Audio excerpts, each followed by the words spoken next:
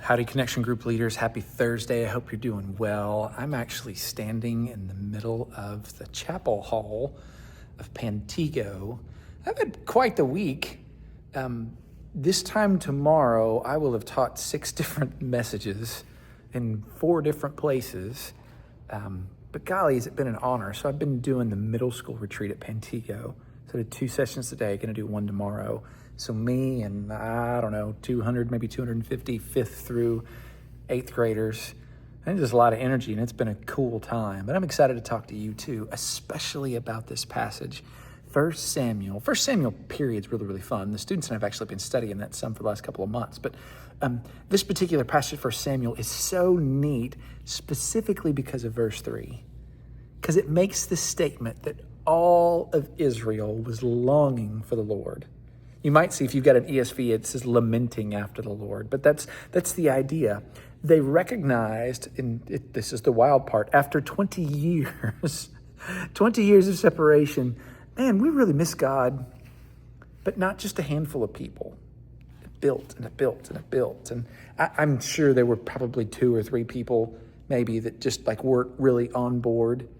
But I have to take the word at its word, that it says all of Israel was longing for the Lord. And praise God, the Lord sent his prophet. And he said, okay, you want to reconcile? Let's reconcile. But the Lord kind of gives some conditions, and they're not unreasonable conditions. Normally he says, yes, please, come on, I forgive you, absolutely. And there's still that mindset. The fact that God made a move, period, is proof of that, right? Like in his grace, he didn't say, nope, you chose, we're done. The Lord is willing and ready to do business, but he lays down some conditions, and it really is, okay,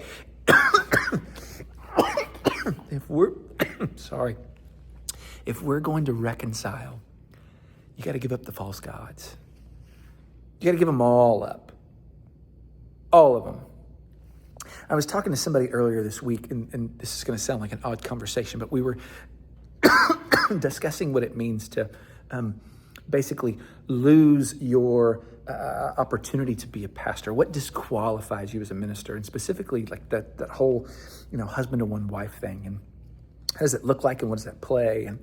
And to sort of think through that, I had to give myself a mental exercise of, what would that look like if for some reason Becca and I were to part? And even to think about that is just bizarre, because there's 0 chance she's leaving me. In fact, she's told me verbatim, both lovingly and playfully, I'll never divorce you. I may make your life a living hell, but I'll never divorce you. And I believe her.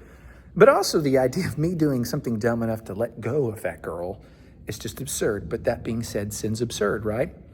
But you'd imagine, though, let's say for some reason I decided to be an absolute moron and I decided to have a girlfriend.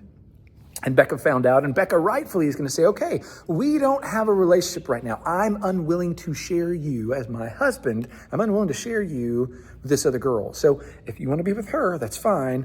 I'm over here. And then after some time, and God forbid, again, if I'm in this situation, it takes me 20 years. But after 20 years, I go, golly, I miss Becca. And so I go to Becca, and Becca, listen, I miss you, and I'm so sorry, and let's be together. She's going to say, and rightfully, hey, I would love to be together again. I love you. By the way, I'm still your wife. Didn't divorce me. We just weren't together.